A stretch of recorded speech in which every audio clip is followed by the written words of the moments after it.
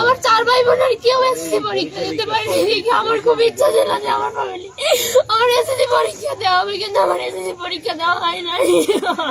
প্রিয় দর্শক, আসসালামু আলাইকুম। আমরা এই মুহূর্তে এসেছি মঠবাড়িয়া উপজেলার মঠবাড়িয়া উপজেলা স্বাস্থ্য কমপ্লেক্সে। আমি যদি আপনাদেরকে জানিয়ে রাখি যে আজকে এসএসসির প্রথম পরীক্ষা, আর আজকে এই প্রথম পরীক্ষার দিনে বিথি আক্তার নামে এক এসএসসি পরীক্ষার্থীকে তার বাড়িতে প্রতিপক্ষরা মারধর করে তার হাত ভেঙে দিয়েছে। আমরা সেই খবর পেয়ে এসেছি। আমরা আসলে জানবো, এখানে চিকিৎসকের সাথে কথা বলবো, বিথি আক্তারের সাথে কথা বলবো এবং স্বজনদের সাথে কথা বলে আসলে জানার চেষ্টা করবো। আমরা কর্তব্যরত চিকিৎসকের সাথে কথা বলেছি, তিনি আমাদেরকে জানিয়েছেন বিথি আক্তারের আঘাত, গুরুতর আঘাত, এবং বিথি আক্তারকে বরিশাল রেফার করা হয়েছে। আমরা বিস্তারিত আপনাদেরকে দেখানোর চেষ্টা করছি। তোমার মারছে কে? নজরুল। নজরুলের বাড়ি কোথায়? আমার কাকা হয় আপন, আমার ঘরের পাশে। কি কারণে মারছে তোমারে? আপুর লাগে ওই যে দ্বন্দ্ব ছিল, এই জন্য ঘরের পাশে দোয়া যায় দেখে এই জন্য। তো তুমি আজকে কি পরীক্ষা দিছো? হ্যাঁ, আমি পরীক্ষা দিয়ে আসছি, তারপরে ঝামেলা হয়েছে। তারপর আমার ফোন নিয়ে গেছে, ফোনের ভিতরে 5,000 টাকা ছিল। এই ফোন আনতে গেছি, পরে হাতুড় দিয়ে বাড়ি মারছে। তুমি কোন স্কুল থেকে পরীক্ষায় অংশগ্রহণ করছো? তোকে জানখালি। তোমার কেন্দ্র ছিল কোথায়? আমার কেন্দ্র ছিল তুষখালী। তুষখালী। তা হাসপাতালে আসার পর ডাক্তার কি বলছে? ডাক্তার বলছে যে হাড় মনে হয় ভেঙে গেছে, ভাঙছে, এখন বরিশালে যাইতে বলছে। এখন কি তুমি বরিশালে যাও? হ্যাঁ, রান্না করতে গেছে, এখন দোমা যায় দেখে তারপরে ও সিলেসিলি করে যে পাতিল। কোথায় দোমাটা যায়? কোথায় যায়? ওর বিল্ডিং এ। কার বিল্ডিং? নজরুল বিল্ডিং এ। তারপর এরপরে দিয়ে ধোমা যাওয়ার পরে দিয়ে এখন ডাক লইছি করে ও আইয়ার পাতিল সব লাথি মেরে ফালাই দিছে। ও স্কুল থেকে আসছে, আসার পরে বলার পরে ও জিজ্ঞেস করছে কাকু ওইগুলা করলেন কেন আপনি? এরপরে দিয়ে ওর হাত থেকে মোবাইলটা নিয়ে গেছে। যখন মোবাইলটা আমরা আনতে গেছি এই সময় ওরা আতুর দিয়ে বাড়ি মারছে।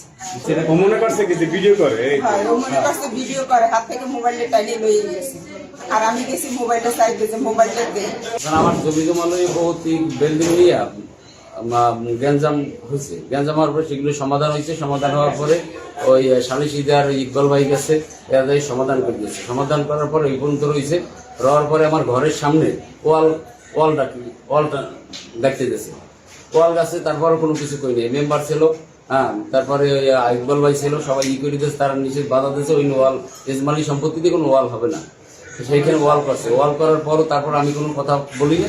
বলার পর পিছনে পাকরুম, এখন ওই পাকরুমে পাক করতেছে। পাক করার সাথে ওই বিথির আম্মু ওইখানে পাক করতেছে। পাক করার অবস্থায় যাইয়েই আমার বিল্ডিং এ ধোঁয়া যায়, হ্যাঁ, এখানে ধোঁয়া যায়, আপনার চুলো মুড়ে বন্ধ করো। এই বন্ধ করার পরে লাথি মাইরে তরকারির পাতিল এবং ওই চুলা ভাঙ্গিয়ে ভাঙচুর করলে এই করে ভাতের ডেক্সি ভাঙ্গিয়ে ফেলাবার পরে এর ভিতরে মেয়ে আসছে। মেয়ে আসার পরে কাকু তাই আমি তরকারির পাতিল পাক করে এই অবস্থা আপনি লাথি মারলেন কেন, ফালাইলেন কেন? হ্যাঁ, তোকে কইতেই তাহলে সময় জমা দেওয়ার সময় খেয়াল ছিল না। এই থাবা দিয়ে ওর কাছ থেকে মোবাইল নিয়ে যায়। ওই মোবাইল আনতে গেছে। এই মোবাইল আনতে যাওয়ার পরও আতুর দেওয়া বাড়ি মেয়ের সাথে কথা দিয়ে ও আর রাহাত দুই ভাই। রোগী আমার কাছে এসেছে, ও হচ্ছে এবার এসএসসি পরীক্ষার্থী। আমি ওকে দেখেছি, দেখার পরে ওর হচ্ছে যে জায়গাটা একটা ওপেন ওন্ড আছে, তো ওপেন ওন্ডটা আমি হচ্ছে প্রেশার ব্যান্ডেজ দিয়ে দেন হচ্ছে আমি ওকে ইনভেস্টিগেশনের জন্য পাঠিয়েছি। তো ওখানে পরে দেখার পরে ওর বেটার ম্যানেজমেন্ট আমি হচ্ছে তাকে সরকারি যে আমাদের মেডিকেল শেরেবাংলা মেডিকেল কলেজে রেফার করেছি এবং রোগী রেফারের কাগজ নিয়ে অলরেডি চলে গেছে। এরকম কেন আর নষ্ট হয়ে গেছে। আমার পা হাত ভাঙলে হয়তো আমার টাকা দিচ্ছে করে ভাঙছে। আমার 10টা বছর নষ্ট হয়ে গেছে। আমি এত কষ্ট লেখাপড়া করছি। আমার ফ্যামিলির অনেক স্বপ্ন ছিল যে আমি এসএসসি পরীক্ষা দেব। আমার বাবা আমার নিয়ে আইছে, আবার নিয়ে আসছে স্বপ্ন। আমার এই স্বপ্ন সব শেষ। আমার 4 ভাই বোনের কেউ এসএসসি পরীক্ষা দিতে পারেনি দেখে আমার খুব ইচ্ছা ছিল যে আমার ফ্যামিলি আমার এসএসসি পরীক্ষা দেওয়া হবে, কিন্তু আমার এসএসসি পরীক্ষা দেওয়া হয় নাই। আমি একটা পরীক্ষা দিয়েছি, আমি আর কোথাও কেমনি কি আমার ডাক্তার